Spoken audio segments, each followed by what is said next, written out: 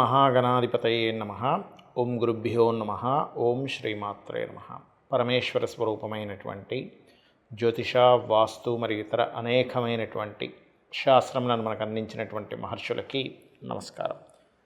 హయగ్రీవ హయగ్రీవ హయగ్రీవేతియో వదేత్ తస్య నిస్సరతే వాణి జహ్నుకన్యా ప్రవాహవత్. అరుణాం కరుణాతరంగితాక్షీం ధృతపాశాంకుశపుష్పబాణచాపాం అనిమాదిభిరావృతాం మయూకైః అహమిత్యేవ విభావయే భవానీం. శ్రీమాత్రే నమః. ప్రేక్షకులకి ఆ లలితాంబిక అమ్మవారి యొక్క అనుగ్రహం పరిపూర్ణంగా కలగాలని మనస్ఫూర్తి కోరుకుంటూ మనం ఈరోజు 18వ తేదీ మే నుంచి 24వ తేదీ వరకు ఉన్నటువంటి గ్రహస్థితికి ఎటువంటి ఫలితాలు రానున్నాయి చూసుకున్నట్లయితే ప్రధానంగా మనకి ఇక్కడ 3 గ్రహాలు శని, శుక్ర మరియు అదేవిధంగా ఈ యొక్క రాహు 3 కూడా మీన రాశిలో ఉన్నాడు. కొన్ని వాటిల్లో ఏంటంటే రాహుకేతులు మారిపోయినట్టుగా చూపిస్తున్నాడు. అదేవిధంగా బుధుడు మేషంలోని, వృషభంలో రవి, అలాగే గురువు వచ్చేసి మనకి మారిపోయి మిథునంలో ఉన్నాడు. చంద్రుడిక కుంభరాశి నుంచి మీన రాశి వరకు తన యొక్క సంచారం అనేటువంటిది జరుగుతుంది. అయితే ఈ యొక్క గ్రహస్థితిని అనుసరించి ద్వాదశ లగ్నాల వారికి ఏ విధంగా ఉండబోతుంది, ఏ విషయాల పట్ల జాగ్రత్త వహించాలి అనేటువంటి అంశాలు ఇప్పుడు మనం తెలుసుకుందాం. అయితే ఈ అంశాలు చెప్తుంది నేనైనప్పటికీ కూడా చెప్పేస్తుంది సాక్షాత్ లలిత అమ్మవారిగా భావిస్తూ ఒక్కొక్క లగ్నం గురించి తెలుసుకుందాం. మకర లగ్నము, మకర రాశి. మకరం వారి కనుక చూసుకున్నట్లయితే రాస్యాధిపతి అయినటువంటి శని భగవానుడు 3వ స్థానంలో ఉన్నాడు.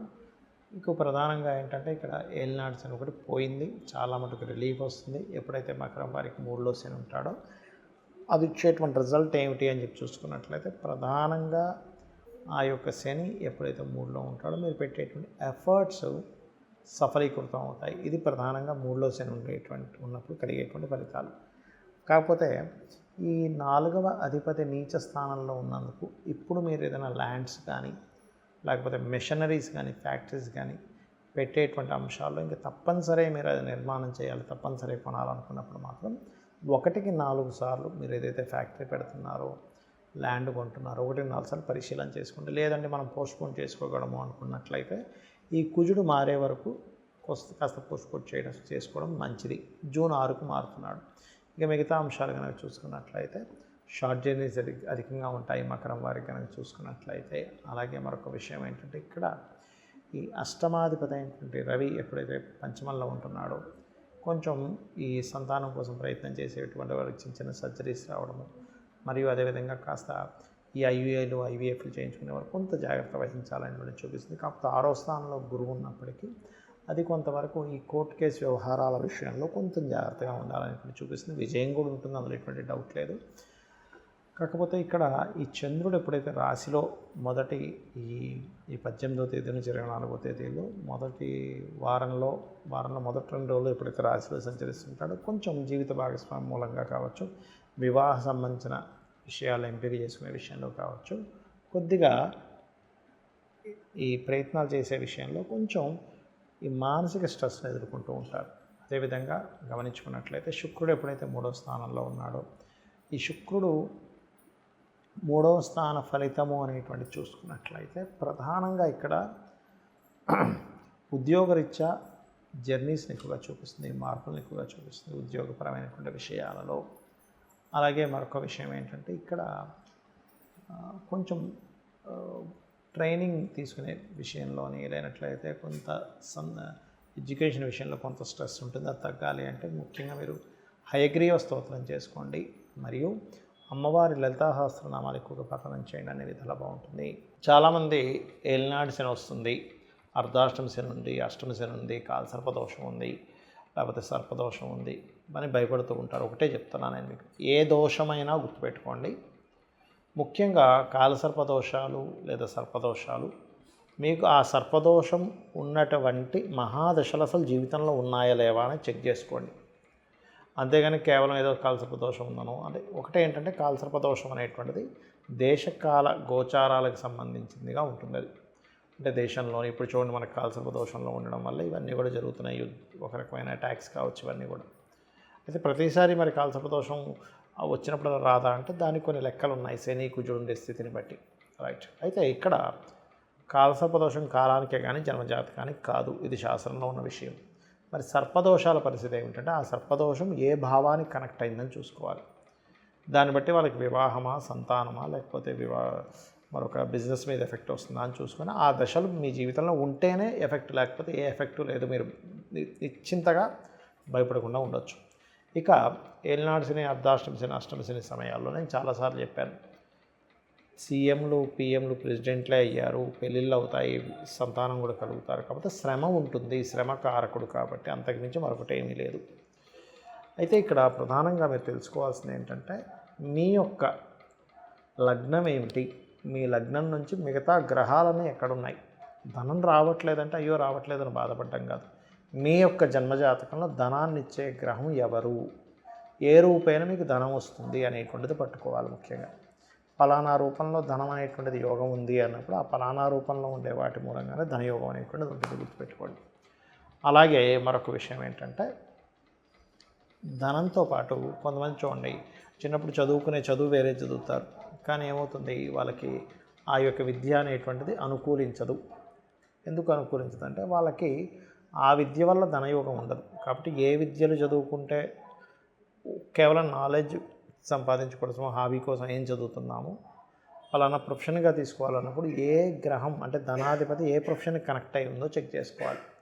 అప్పుడు మీకు ఆ చదువు వల్ల ఉపయోగం ఉంటుంది, గుర్తుపెట్టుకోండి. అదేవిధంగా అదొకటే కాకుండా ఒక గృహం కొనుగోలు చేసేటప్పుడు కానీ ఏ డైరెక్షన్ పనికి వస్తుంది, కొనుగోలు చేసే సమయం అవునా కాదా, ఇప్పుడు వివాహం చేసుకునేటప్పుడు కూడా ప్రతి జీవుడికి కూడా అది స్త్రీ కావచ్చు, పురుషుడు కావచ్చు, 3 నుంచి 5 సార్లు దాని యొక్క ప్రభావం ఉంటుంది. అంటే ఆ పలానా ఇయర్స్లో వివాహం అవ్వాలి అని ఆ రకంగా మనం చూసుకోవాలి. ముఖ్యంగా ఏ సమయాల్లో వివాహ యోగం ఉంది.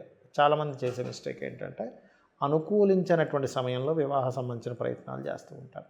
అంటే మీ సప్తమాధిపతికి, మీ శుక్రుడికి లేదా మీ కుజుడికి, స్త్రీలకైతే కుజుడికి, పురుషులకైతే శుక్రుడికి శుభగ్రహ సంబంధాలు గోచారంలో లేనప్పుడు ప్రయత్నం చేస్తారు.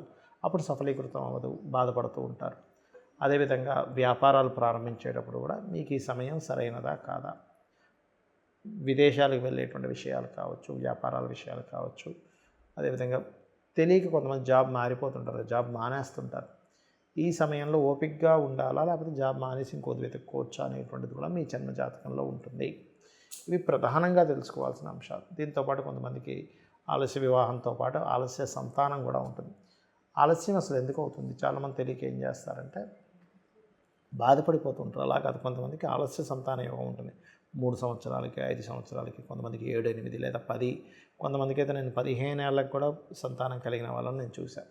కాబట్టి మీరు బాధపడకుండా అసలు ఏ దేవత ఆరాధన చేసుకోవాలి, ఇంట్లో కూర్చొని చక్కగా మీరు ఏదో వేలు లక్షలు ఖర్చు పెట్టాల్సిన అవసరం లేకుండా చక్కగా ఇంట్లో కూర్చొనే మీరు ఏ దేవత ఆరాధన చేసుకోవాలి, ఎటువంటి మంత్రం చేసుకోవాలి, ఏ నామాన్ని మీరు స్మరించినట్లయితే ఆ యొక్క దోషం అనేటువంటిది పోతుంది అనేటువంటి జన్మజాతకంలో మాకు ఉంటుంది. మరి ఈ గోచార ఫలితాలు ఎందుకు అంటే మీ జన్మజాతకం అంటే మీరు ఒక ప్రయత్నం చేస్తున్నారు, ఆ ప్రయత్నానికి తగ్గట్టుగా మార్కెట్ ఉందా లేదా అని మనం చూస్తాం ఒక బిజినెస్ చేసేటప్పుడు. ఇప్పుడు ఈ బిజినెస్ తగ్గట్టుగా బయట మార్కెట్ ఉందా లేదా, ఎలా అయితే మార్కెట్ పాజిటివ్గా ఉంటే మీ చేసే బిజినెస్ ఎలా అయితే పాజిటివ్గా ఉంటుందో గోచారం కూడా అంతే. మీరు ఒక ప్రయత్నం చేస్తున్నారు, ఆ ప్రయత్నానికి గోచారం అనుకూలంగా ఉందా లేదా చూసుకుంటాం. గోచారము అనుకూలంగా ఉంది, మీ యొక్క జన్మజాతకం కూడా అనుకూలంగానే చూపిస్తుంది అనుకోండి, అప్పుడు ఎటువంటి ఇబ్బంది అనేటువంటిది రాదు, ఇది గుర్తుపెట్టుకోవాలి. కాబట్టి అందుకు మనం గోచారం చూసుకోవాలి. అయితే ఈ గోచారంలో కూడా ఫలితం ఎంత % ఉంటుంది అంటే కేవలం వాళ్ళ యొక్క జన్మజాతకంలో ఉండే తీవ్రతను బట్టి 10 నుంచి 15% మాత్రం, కొన్నిసార్లు అయితే 5% ఉంటుంది. కాబట్టి గోచార ఫలితాలు కేవలం సపోర్ట్ కోసమని తీసుకోవాలంటే ఇప్పుడు మీరు ధనం పెడుతున్నారు, మీ యొక్క జన్మజాతకంలో కూడా ఇన్వెస్ట్మెంట్ పెట్టే టైమే నడుస్తుంది, గోచారం దానికి సపోర్ట్ చేస్తుంది, అప్పుడు ఆ 15% యాడ్ ఆన్ అవుతుంది, గుర్తుపెట్టుకోండి. అదొకటి మెయిన్గా గుర్తుపెట్టుకోవాలి. ఇంకోటి ఏంటంటే చాలామంది తెలియక నక్షత్రం పట్టుకోను, పేరు పట్టుకోను రత్నాలు పెట్టేసుకుంటున్నారు. అసలు అలా రత్నధారణ అలా చేయకూడదు, అగ్నిపురాణంలో చెప్పినటువంటి విధానం అది కాదు. చాలా స్పష్టంగా మీ లగ్నానికి శుభులు పాపుల్ని పేరు చేసుకొని అందులో శుభులు శుభ ఫలితాలే ఇస్తున్నారా లేకపోతే పాపులు శుభ ఫలితాలు ఇస్తున్నారా లెక్కలేసుకొని మీకు నడుస్తున్న మహాదశని మీరు ఏదైతే సంకల్పం అనుకుంటున్నారో ఆ సంకల్ప సంబంధంగా వేసుకోవాలి రత్నము. ఇందులో ఇంకొంతమంది కొన్ని అపోహలు ఉన్నాయి. ఏమండి సంవత్సరం 2 సంవత్సరాల తర్వాత ఒక రత్నం పెట్టుకున్నాక దాని పవర్ పోయిందంటే ఇంకోటి పెట్టుకోమన్నారు. అలా పవర్లు పోవడాలు ఉండవు రత్నాలకి, గుర్తుపెట్టుకోండి. మీ తండ్రి గారిది కూడా మీరు పెట్టుకోవచ్చు, కావాలంటే మీ తాతగారిది కూడా మీరు ధరించవచ్చు. అయితే ఎప్పుడు అది మీకు పనికొచ్చే రత్నం అయి ఉండాలి, ఇది గుర్తుపెట్టుకోండి. ఈ రకంగా రత్న ధారణ కానివ్వండి, గోచారాన్ని కానివ్వండి, మీ పర్సనల్ చార్ట్ని కానివ్వండి చూసుకోవాలి. అంతేగాని ఏదో పలానా గ్రహదశ వచ్చేస్తుంది, లేకపోతే పలానా శని దశ వచ్చేసింది, ఏలినాడు శని నడుస్తుంది, సర్పదోషం ఉందని భయపడడానికి జ్యోతిష్ శాస్త్రం కాదు. ఇవన్నీ ఒక ఎత్తు అయితే చక్కగా నిత్యము దీపారాధన చేసుకోవడం, అమ్మవారి అనుగ్రహం పొందడానికి నిత్యము అమ్మవారికి సంబంధించిన లలితా సహస్రనామాలు చేసుకున్నట్లయితే అన్ని విధాలు బాగుంటుంది. శ్రీమాత్రే నమః.